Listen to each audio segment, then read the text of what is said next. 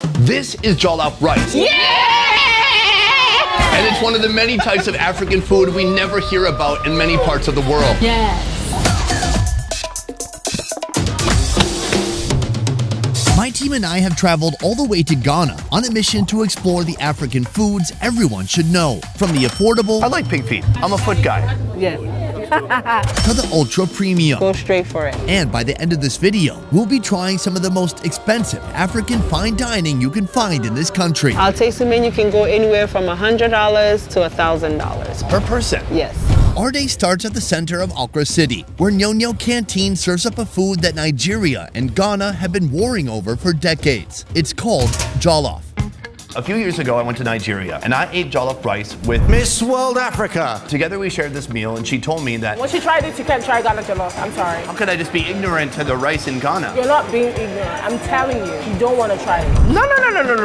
Ghana jollof is the best one. This is Chef Mame, the owner of Accra's high-end restaurant known as Gastro. She'll be my culinary guide for today's journey. I've tried jollof from a few other countries, and I think the rice makes a big difference. Rice cooked in a fragrant tomato-based sauce. It's the essence of all jollof variations across West Africa. Nigerian jollof uses parboiled rice, while Ghanaians opt for uncooked basmati or jasmine rice, yielding a more aromatic outcome compared to Nigeria's more bold, smoky rice. So I'm Nigerian, my dad is Nigerian, but I was born and raised in Ghana. My mom is Ghanaian. I have worked in Nigeria. I have eaten Nigerian jollof from home, from restaurants, but if I'm to choose, I'll lean towards Ghana jollof.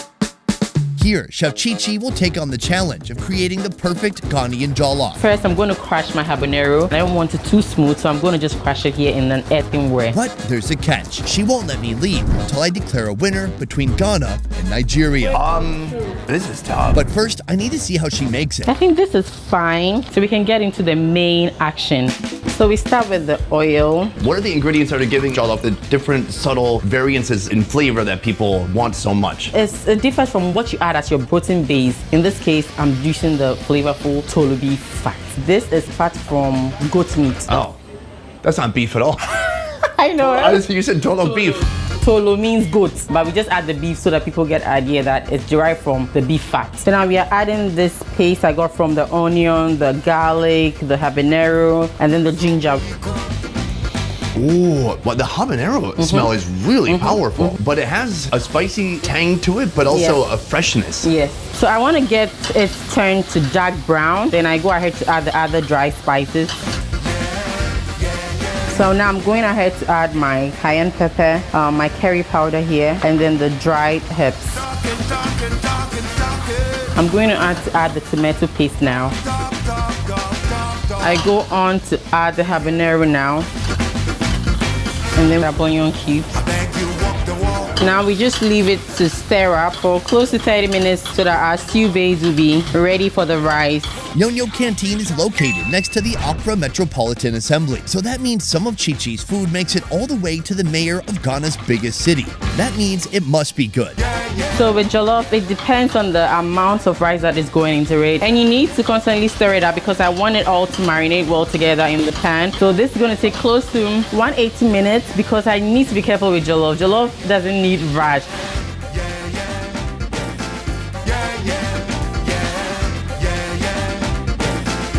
Joining are jollof, stir-fried veggies, fried plantain, fried chicken, and braised and fried goat meat. And I like to try my rice without anything first. That's how you know it's good jollof. Oh, wow.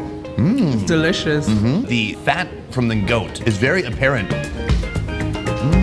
Savory, spicy. The heat is just a slow, glowing warmth right here in my chest. Not super spicy, and I don't even feel the spice really in my mouth. I just feel it right here. You've got bits of like goat skin here, right? And protein. It reminds me of what we tried yesterday. Because if you eat just like a nice big piece of protein like this with some intramuscular fat, that's a lot more tender. If you get a thick piece of skin, it's a little bit more chewy. But it's nice to have some different textures in there. A little bit of protein, a little bit of rice.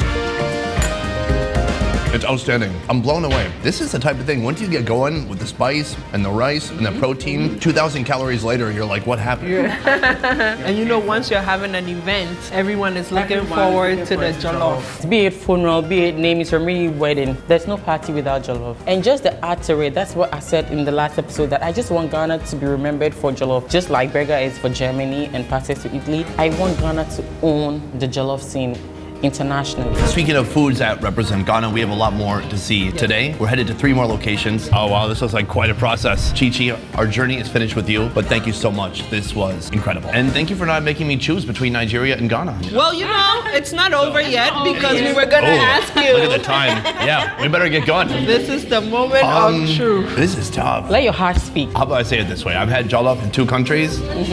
This is the best jollof rice I've ever had. Thank you. It's on camera. We have evidence.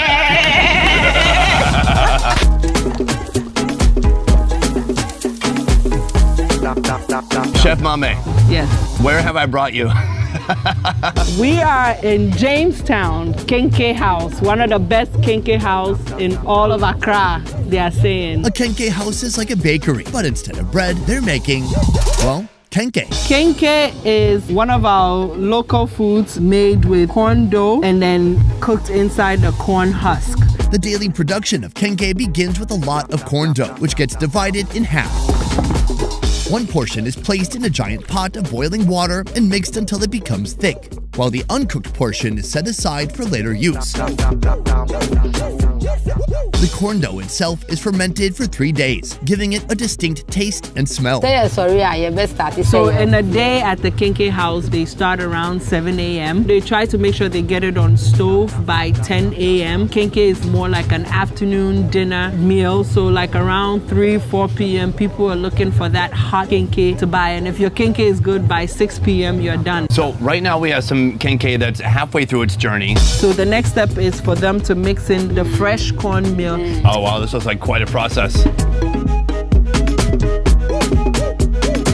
So once the dough is formed, she kind of shapes it into small balls, and then she puts it inside a couple of corn husks. Yes, they're practically like overlapping until they get all around, and then they dig a hole in it so they can twist it and push it in. So this is a technique to make sure that it doesn't unravel when they're cooking it. Who taught her that? Her mother started it 30 years ago, and now she's too old to actually do it. So she passed the recipe down to her, and then her and her daughter are now taking over the kenke business. From here, the bundles undergo a 4-hour boiling process before they finally become soft, glutinous kenke. Should we give it a shot? Yes.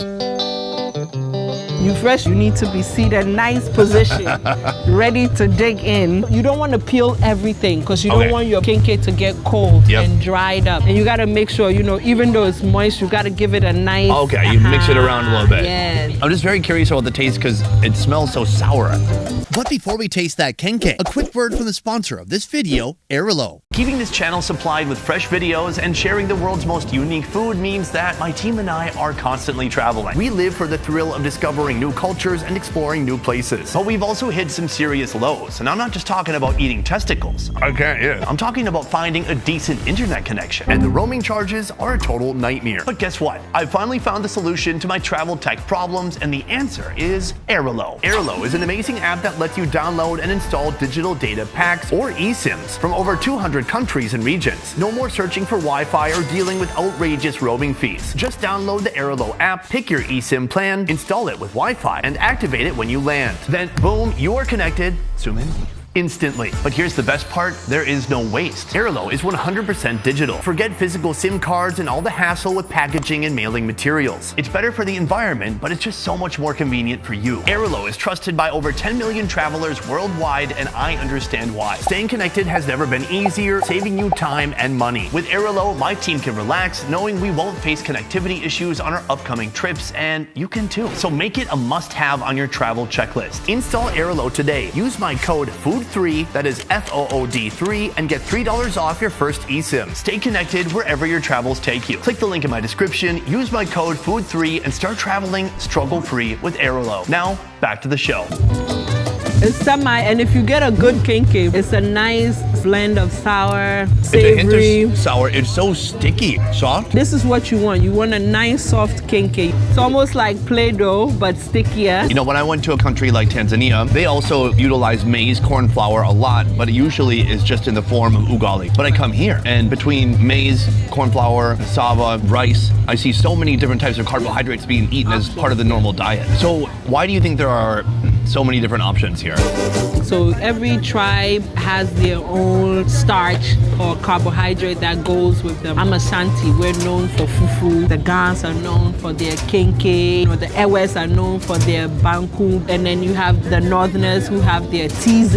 I think there's so many soups. So the kenkey has to be good, but whatever you're accompanying the kenkey with has to be even better. Right here, we have Chef Mame's favorite, salted pig feet soup. To make it, salted pig's feet are boiled to reduce their concentration of salt. I'm curious why that would be necessary to salt the pig's feet rather than just finding them fresh at the market. So you know that a lot of our food travels back, centuries back, where fridges weren't made. And how do you keep things from spoiling, right? You're curing it with salt, and you're able to leave it out without it spoiling. In a wok, onions are fried with a generous amount of oil. Then comes a parade of spices and seasonings. Red bell pepper powder, tomato paste, tomato puree, nutmeg powder, curry powder, and a cube of chicken bouillon. Finally, the boiled pig feet jump into the oily scarlet pool. They're joined with more onions. Swirled, swirled, and swirled more, and after some time, it's finally done. All right, here we go. I'm gonna give it a little bit of a dip. Oh, that looks so good. Yeah, you want to balance the kenkey with a nice spicy stew. This is definitely it. Yeah, I don't know if the sourness is coming from the kenkey or from the stew, It's the kenkey. but that adds an interesting note when combined with everything here. Otherwise, it's super savory, very flavorful, and then it's spicy too. Let's talk about those feet. It seems like they've cooked it well where the meat is literally falling off the bone. Yes. Oh, that's good. This is fantastic. I think since they've salted it, it's changed the texture of the meat, and it's a bit more dense. Yes, and then it also gives the bones this soft, gritty texture. I feel like my favorite part of eating pig's feet is to play with the bones at the end. You can literally chew down the bones. And you know, even though you bought the feet salty, you don't want it to be overly salty. Right. So you cook it for a while, and then you add it to the stew. I gotta take my watch off when I eat. I'm a sloppy eater. Coming up, Chef Mame will introduce me to a new kind of pancake. I could eat this with some whipped cream and maple syrup, I think. No, it's not that type of pancake. And she'll invite me to try some high-end African food cooked up by Chef Mame herself. This could potentially be one of the most expensive restaurants depending on what you pick on the menu. You can get $1,500 dish. But first, I want to learn how this Ghana-born fine dining chef cut her teeth in New York City.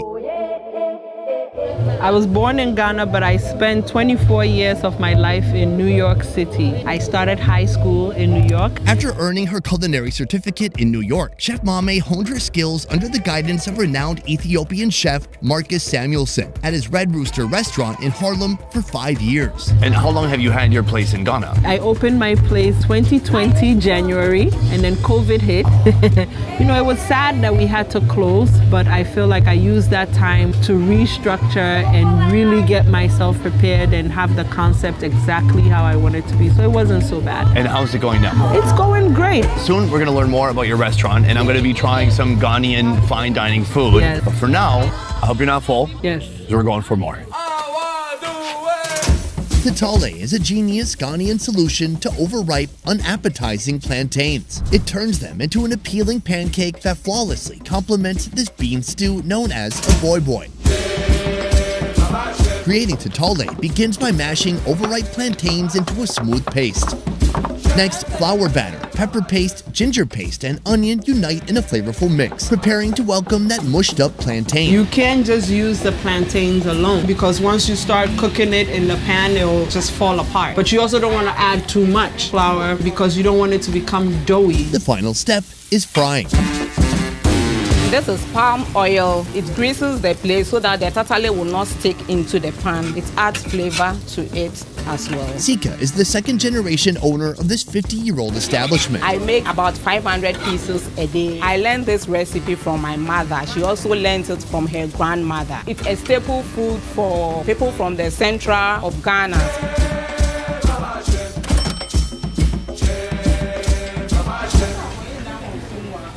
Wow, that is such a unique combination. You can taste the ginger. You're right, it's not just pure plantain. There's a unique texture where you can taste this partially plantain and partially some other binders kind of helping it stick together. Very flavorful. But yeah, it's become like pretty bready. But not too much, you know? Right, yep. Just the right amount. I love the tatales. But growing up as a child, I wasn't a big fan of the aboboy itself. Aboboy. Aboboy. Aboboy. This thick stew starts with bambara beans, soaked overnight, then boiled until soft. These West African beans look a lot like chickpeas, but lack the chickpea's thick outer skin. When the beans are ready, Sika adds some pepper paste, then some ginger paste, allowing it all to cook into a thick, fragrant stew.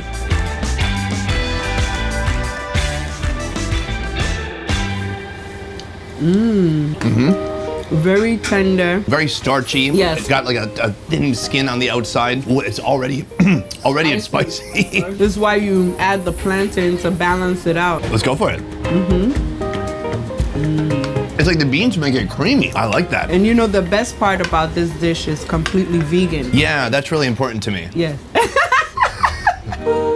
I want to ask, I've been fortunate to go to about 9 or 10 different countries in Africa, and I've just noticed that internationally, African food is not very known. Why do you think that is? So you have countries like Italy, France, Spanish countries that's already popular when it comes to vacations and traveling. Then it moved into the culinary. Now the food is very popular, but it wasn't the same for Africa. It's very rare you hear people say, I'm going to Ghana for vacation. So even though African restaurants were available even in New York, but it was more so patronized by the local that are, you know, the Africans who have moved there, or, you know, a few locals in the neighborhood who understand the food. So not only is there not really enough knowledge about African food around the world, but when it comes to something like African fine dining, it's completely unknown. But this is a challenge you yourself have taken on, and this has become your pursuit and your life mission at this moment. So the goal that I had for my restaurant is to be able to showcase Ghanaian dishes in a different light. So more modern on a fine dining scale. But one thing that we always try to do is we want you to still link back to the roots and still have the authentic flavors that it's supposed to have. So that's what we do at Gastro. Chef Mame. Hello. Hello. Let's talk about the dish that's in front of us right now. This is inspired by a street food that's very common in Accra. I saw it at the market recently. Can you tell us the inspiration for this dish? So the normal kosuano meko in the streets you see is just boiled eggs and they put the pepper inside. When I decided I wanted to put the eggs on the menu, I thought of, you know, how can I make it fun and not make it just regular eggs? Utilizing turmeric and red cabbage, Chef Mame creates natural dyeing solutions to submerge the boiled eggs, infusing them with color. I grew up in New York, and in the Easter time, we have these eggs. So I thought about, you know, brought the colored idea in there. Though dyeing the eggs makes them pretty, all the flavor comes with the toppings. So right now I'm gonna put in some red onions into our asanka. We're gonna add in some pepper. We're also gonna add in some pakoshito. We're gonna also add in some sea salt. Okay, so we're good. We're ready to add in our tomatoes. You have to make sure you get this nice and smooth. Woo! It's hot, but it's delicious. Take some pepper and put it right on top. We've pickled some onions and then we just put it on top. Garnish with spring onions, chives, dill, whatever you want. And this is how I make my kosuano meko. All right, let's go for it. You just throw the whole thing back, right? Yes.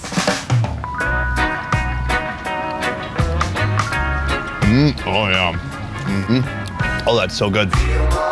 The hard-boiled egg part is a hard-boiled egg, but it's about everything that you put on top of there. The first thing I feel is just heat, radiating heat. Some sourness from, there's pickled onion on here, which is really fragrant as well. It's fun and delicious too. And I love that it harkens back to something local here. It's got roots in street food. It's something I've seen here on the street, and then this is the elevated version. They're beautiful. It turned out perfectly. Thank you, thank you. Next, we're gonna be trying something really special. Yes. You may not be able to tell right now, but this is a guinea fowl. It started out looking like this. And this guinea fowl has been curing under a thick coat of salt for 3 hours. Now it's removed from its salty cocoon and placed on a bed of thyme, blanketed with peppercorns, garlic cloves, more thyme, and a luscious layer of duck fat. Once sealed with foil, the baking tray is placed in the oven for 4 hours. In the meantime, let's discuss prices. It's my understanding that this food is part of a bigger tasting menu that you're serving here. Yes, our tasting menu can go anywhere from $100 to $1,000 per person. So would that make this potentially Ghana's most expensive restaurant? This could potentially be one of the most expensive restaurants depending on what you pick on the menu. You can get a 30 cedi dish or a $1,500 dish. The goal is to make it so that everyone is able to dine at Gastro. And even if it's a once-in-a-lifetime experience, you get to experience this fine dining version of Ghanaian dishes and such. The guinea fowl relocates from the pool of duck fat to a pan of bubbling oil. Once the guinea fowl's skin is crackling brown, Chef Mame portions it and tops it with yachi powder and pickled veggies. Then she serves it with jollof rice. Now, at the end of this, do I need to say which jollof from this video is the best? If you want to choose violence, but I try to keep the peace, so. That's a good idea. All right, I'm gonna start with this. It looks like a little lollipop.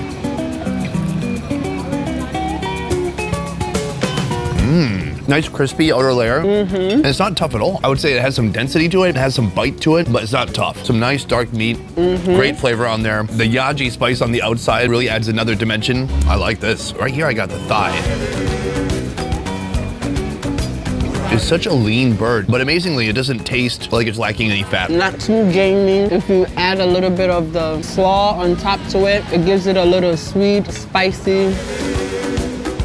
Oh, it's great. And you know, it's a small bird, so it's perfect to share to get a good taste and then move on to something else. Right. This is Ghanaian fine dining. This is what it should be. For you, what is your goal with this place? What do you want to do next? Gastro right now, I believe, is doing great, but we need a Michelin star in Africa.